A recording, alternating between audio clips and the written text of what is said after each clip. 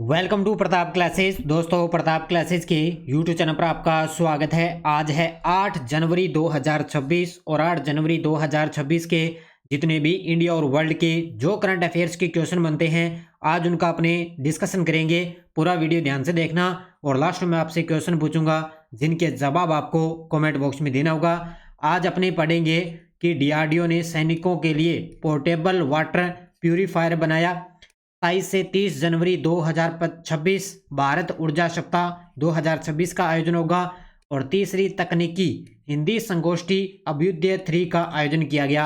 इनकी आज हम चर्चा करेंगे पूरे लेटेस्ट न्यूज़ के साथ में। डेली आपको सुबह ये करंट अफेयर्स की क्लास आपको उपलब्ध रहती है और जो भी साथी bank, UPSC, SSC, RS, railway, first grade, SI exam, URO, कोई भी एग्जाम हो जिसमें साथी आप लगातार ये करंट अफेयर्स की फॉलो करिए और लेटेस्ट न्यूज़ के साथ में पूरी आपको 15 मिनट की ये क्लास आपको करंट अफेयर्स की उपलब्ध रहेगी। तो सभी साथी एक बार करेंगे सेशन को लाइक शेयर। सभी साथियों को प्यार भरा नमस्कार, गुड मॉर्निंग। सबसे पहले हमने 7 जनवरी को क्या पढ़ा उन क्वेश्चनों को एक बार करेंगे रिवीजन। देखिए, चीन ने नौसेना में शामिल किया लोधी किस प्रकार का युद्धपोत है? तो type 052D guided missile destroyer. Bharat Maldives के बीच एकता 2025 किस प्रकार का अभ्यास है? द्विपक्षीय समुद्री अभ्यास। तेलंगाना में हाल ही में लॉन्च किया गया भारत का सबसे बड़ा इनलैंड रेनबो ट्राउट फार्म किससे संबंधित है? ठंडे पानी की मछली पालन प्रजाति से। मिशन मौसम के तहत विकसित 3D printed automatic weather station किस संस्थान के नेतृत्व में तैयार किए गए? तो भारतीय उष्णकटिबंधीय मौसम विज्ञान संस्थान द्वारा। नई दिल्ली में खुतबात ए मोदी लाल किले की फसील से पुस्तक का विमोचन किसने किया? शिक्षा मंत्री धर्मेंद्र प्रधान जी ने। चालू वित्त वर्ष में प्रस्तावित पूंजी निवेश में सबसे बड़ा हिस्सा आकर्षित करके भारत का अग्नि निवेश गंतव्य कौन सा राज्य बना? आंध्र प्रदेश। पहली बार अल्ट्रा रेयर स्ट्रॉबेरी रंग के तेंदुए का रिकॉर्ड है वो किस राज्य में किया गया? कर्नाटक के अंदर। और मॉरिशस का नया राष्ट्रीय सुरक्षा सलाहकार किसको नियुक्त किया गया? राहुल रसगोत्रा को। तो ये थे कल के क्वेश्चनों का रिवाइज हमने कर दिया। ये राष्ट्रीय और अंतर्राष्ट्रीय करंट अफेयर्स 2026 की है। इसमें आपको ऑल इन वन के नाम से इसमें आपको डेली क्लास का test, daily PDF, weekly test और मंथली टेस्ट आपको उपलब्ध रहेगा। जरूर आप ये ज्वाइन करें। साथ में 2025 का भी मिलेगा और पूरा 2026 का भी मिलेगा। इसकी वैधता रहेगी 31 दिसंबर 2026। ध्यान रखना 31 दिसंबर 2026 तक आपको इसके अंदर करंट सिर्फ मिलेगा। जरूर आप ये ज्वाइन करें प्रताप क्लासेस का एप्लीकेशन डाउनलोड करके। अब करते हैं स्टार्ट आज की क्लास। 8 जनवरी 2026 सभी साथी एक बार कर दें सेशन को लाइक शेयर। पहला क्वेश्चन, दूर दराज के इलाकों में तैनात सैनिकों के लिए पोर्टेबल वाटर प्यूरिफायर किस संस्था ने विकसित किया है? ये गजब का प्रश्न है। हालांकि ऐसे तो ये इस प्रकार का क्वेश्चन मैंने पहले आपको करवा दिया है अच्छे तरीके से, लेकिन अब जो डीआरडीओ है उसने ये क्या है, एक सैनिकों के लिए पोर्टेबल वाटर जो प्यूरिफायर है उसको विकसित कर दिया है। तो उत्तर होगा इसका डीआरडीओ द्वारा जो दूर दराज के जो इलाके हैं उनके जो तैनात सैनिक है उनके लिए पोर्टेबल वाटर प्यूरिफायर को विकसित किया है। किसने? डीआरडीओ ने। और अभी हाल ही में 1 जनवरी को डीआरडीओ का 68वां स्थापना दिवस भी बनाया गया है। तो याद रखना। और वर्तमान में डीआरडीओ के अध्यक्ष कौन है? समीर वी कामत। ये देखो आपके सामने तस्वीर के अंदर देखो, विकसित करने वाली संस्था है डीआरडीओ। विकास प्रयोगशाला है defence laboratory Jodhpur, IIT Jodhpur. ये आपने नानक क्लासेस पर पढ़ा है अच्छे तरीके से। विकास प्रयोगशाला डिफेंस लेबोरेटरी जोधपुर। प्रणाली का नाम सी वाटर डिसेलेशन सिस्टम। अब याद रखना हिंदी के अंदर बोलते हैं इसको पोर्टेबल वाटर प्यूरिफायर। और इसका प्रकार है वो हाथ से संचालित रहेगा और पोर्टेबल जल शुद्धिकरण या विलवणीकरण प्रणाली इसकी रहेगी। उद्देश्य दूर वाले क्षेत्र जो तटीय और उच्च हिमालयी क्षेत्रों में जो तैनात सैनिक है उनको पेयजल आवश्यकताओं को पूरा करना इसका टारगेट रहेगा। और मुख्य विशेषता समुद्र पानी को पीने योग्य पानी में बदलने की क्षमता। यानी कि जो समुद्र का अपने देखे ना, समुद्र का पानी खारा होता है तो उसको क्या है, मीठे पानी में इसको बदलने के लिए भी इसकी क्षमता रहेगी। तो जो दूर वाले जो सैनिक है ना उनको ये जो है सहायता उपलब्ध करवाएगा। तो डीआरडीओ द्वारा अभी इसका विकास हो चुका है। भारत ऊर्जा सप्ताह 2026 यानी कि इंडिया एनर्जी वीक 2026 का आयोजन कब और कहां किया जाएगा? ये भी गजब का प्रश्न है। तो भारत ऊर्जा सप्ताह 2026 का आयोजन होने जा रहा है कब से लेकर 27 से लेकर 30 जनवरी 2026 गोवा के अंदर। कहाँ पे? 27 से 30 जनवरी 2026 गोवा के अंदर है। इंडिया एनर्जी वीक 2026 का आयोजन होगा। अब जब ये आयोजन होगा तब इसके बारे में और चर्चा करेंगे। ठीक है, अब फिलहाल इतने याद रखना। भारत ऊर्जा सप्ताह 2026 27 से 30 जनवरी 2026 गोवा। इस वर्ष का पहला प्रमुख अंतर्राष्ट्रीय ऊर्जा सम्मेलन रहेगा। इस वर्ष का प्रमुख ये अंतर्राष्ट्रीय ऊर्जा सम्मेलन रहेगा जो गोवा के अंदर होगा। उद्देश्य भारत के सुधार आधारित ऊर्जा मॉडल को वैश्विक मंच पर प्रस्तुत करना और इस वर्ष के पहले प्रमुख अंतर्राष्ट्रीय ऊर्जा सम्मेलन में ऊर्जा सुरक्षा मजबूत करने, निवेश को बढ़ावा देने और कार्बन उत्सर्जन कम करने के व्यावसायिक और मापनीय उपायों को आगे बढ़ाने पर ध्यान केंद्रित किया जाएगा। ये इसका टारगेट रहेगा। बाकी जब ये गोवा के अंदर होगा 27 से 30 तब अपनी और चर्चा कर लेंगे। राष्ट्रपति श्रीमती द्रौपदी जी मुर्मू जी ने 2025 में सर्वश्रेष्ठ दिव्यांगजन श्रेणी में किसे सम्मानित किया गया है। अब आपने थोड़ा सा ये ओल्ड क्वेश्चन आपके सामने, क्योंकि 3 दिसंबर को अपने बनाते हैं अंतर्राष्ट्रीय दिव्यांगजन दिवस और इसी के अवसर पर राष्ट्रपति द्रौपदी जी मुर्मू ने अंतर्राष्ट्रीय दिव्यांगजन पुरस्कार दिए जा चुके हैं। तो टोटल यहाँ पे आपको मैं बात करूँ तो टोटल है 32, कितने टोटल 32 विजेताओं को सम्मानित किया है। उसमें मुख्य मुख्य कौन है वो मैं आपको इसमें बताऊंगा।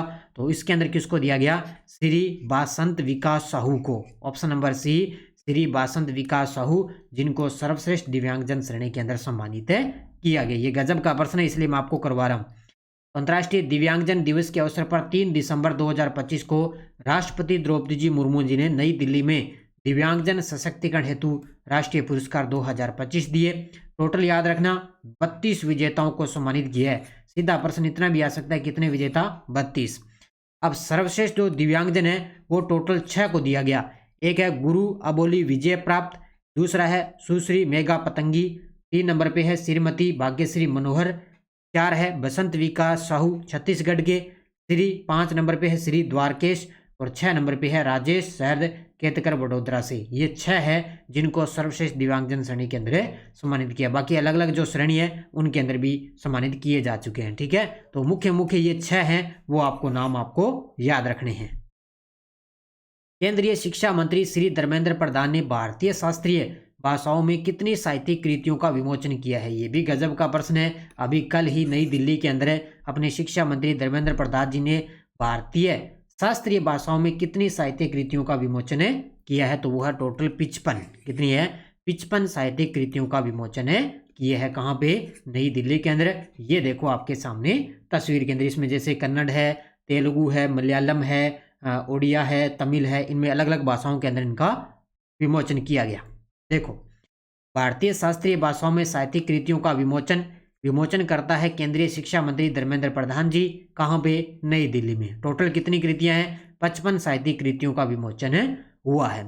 इन पुस्तकों का विवरण भारतीय भाषा संस्थान के अंतर्गत शास्त्रीय भाषाओं के लिए सेंटर ऑफ एक्सीलेंस द्वारा तैयार 41 पुस्तकें, केंद्रीय शास्त्रीय तमिल संस्थान से है द्वारा 13 पुस्तकें और एक है तिरुकुरल सांकेतिक भाषा संग्रह भी शामिल है। यानी कि टोटल यहाँ पे जो 41 पुस्तकें ना वो केंद्रीय साहित्य तमिल संस्थान द्वारा 13 पुस्तकें और एक है तिरुकुरल सांकेतिक भाषा संग्रह भी शामिल है।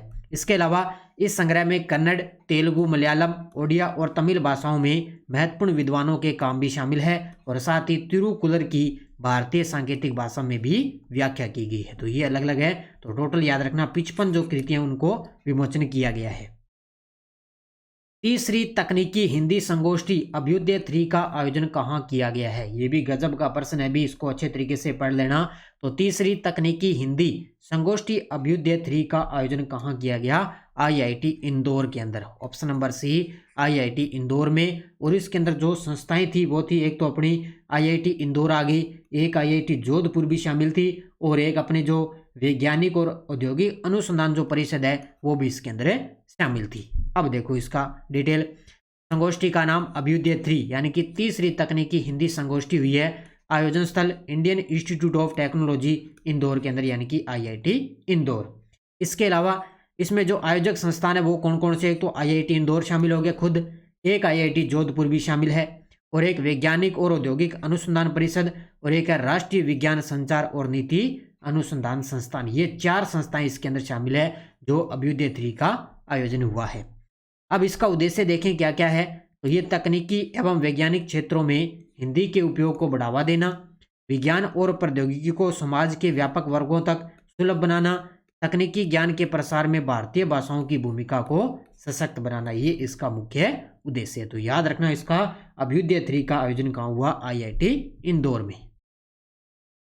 भारत ने चीनी व्यापारियों के लिए कौन सा नया ई वीजा शुरू किया है? भारत ने चीनी व्यापारियों के लिए एक नया ई वीजा शुरू कर दिया है। किस नाम से वो किया है? ई प्रोडक्शन इन्वेस्टमेंट बिजनेस वीजा, यानी कि EB4 यानी कि ई प्रोडक्शन इन्वेस्टमेंट बिजनेस वीजा है, जो अभी भारत ने चीनी व्यापारियों के लिए एक नया वीजे की शुरुआत कर दी है। उत्तर होगा इसका ऑप्शन नंबर बी। ठीक है, याद रखना इसको अच्छे तरीके से। तो देश याद रखना, भारत ने चीनी व्यापारियों के लिए पेश किया है वीजा का प्रकार ई प्रोडक्शन इन्वेस्टमेंट बिजनेस वीजा है, जिसका नाम EB4 है। लॉन्च तिथि 1 जनवरी 2026 से। आवेदन की अवधि वीजा लगभग 45 से 50 दिनों में जारी किया जाएगा, यानी कि लॉन्च हो चुका है 1 जनवरी 2026। अब ये जो भी कोई इसके अंदर आवेदन करेगा तो उसको लगभग 45 से 50 दिनों के अंदर वीजा दिया जाएगा। भारत में रहने की अवधि, इस वीजा के तहत भारत में अधिकतम 6 महीने तक रहने की अनुमति रहेगी, यानी कि इस वीजे के तहत भारत में अधिकतम है ना वो 6 महीने तक रहने की अनुमति रहेगी। तो इसको याद रखना अच्छे तरीके से। तो भारत ने चीनी व्यापारियों के लिए ये ई वीजा लॉन्च किया है। पूर्व विश्व बिलियनर्स चैंपियन मनोज कोठारी का निधन हो चुका है। इनको ध्यानचंद पुरस्कार किस वर्ष दिया गया था? ये देखो आपके सामने अब काफी चर्चा में है, क्योंकि इनको पुरस्कार मिले हैं अभी गजब के। 2005 के अंदर इनको मिला था मेजर ध्यानचंद पुरस्कार, और अभी अब इनको 2025 के अंदर भी मुख्य रूप से पुरस्कार मिला है। तो ये पूर्व विश्व बिलियनर्स चैंपियनशिप रहे हैं मनोज कोठारी, इनका हाल ही में निधन हो गया। इनको ध्यानचंद पुरस्कार कब मिला था? 2005 के अंदर मिला था। ठीक है, तो याद रखना इनको। इनका पूरा नाम मनोज कोठारी। खेल इनका याद रखना बिलियनर्स, क्योंकि लगभग खेल ही एग्जाम के अंदर पूछा जाएगा, क्योंकि चर्चित व्यक्तियों में। महत्वपूर्ण उपलब्धि, 1990 में विश्व बिलियनर्स चैंपियनशिप का खिताब इन्होंने जीता था, और अपने करियर में कुल 16 बार स्टेट चैंपियन का भी खिताब इन्होंने हासिल किया था। तो 1990 के अंदर इन्होंने विश्व बिलियनर्स चैंपियनशिप खिताब जीता। और पुरस्कार देखें, 2005 में ध्यानचंद पुरस्कार से सम्मानित, और 2025 में billionaires and snooker federation of India द्वारा लाइफ टाइम अचीवमेंट अवार्ड भी मिला है। अपने लिए ये गजब का है, क्योंकि 2025 के अंदर इनको ताज़ा ये अवार्ड मिला है। तो billionaires and snooker federation of India द्वारा इनको लाइफ टाइम अचीवमेंट अवार्ड मिला है, इसलिए काफ़ी चर्चा में है मनोज कोठारी। इनका खेल है बिलियनर्स। ठीक है, अब देखो आपके सामने वन लाइनर करंट। पहला है, आंध्र प्रदेश के गुंटूर में 6 से 18 जनवरी 2026 तक राष्ट्रीय स्तर का प्रतिष्ठित सारस मेला आयोजित किया जाएगा। स्टार्ट हो चुका है, 6 जनवरी से 18 जनवरी तक चलेगा 2026 सारस मेला। कहाँ पे? आंध्र प्रदेश में।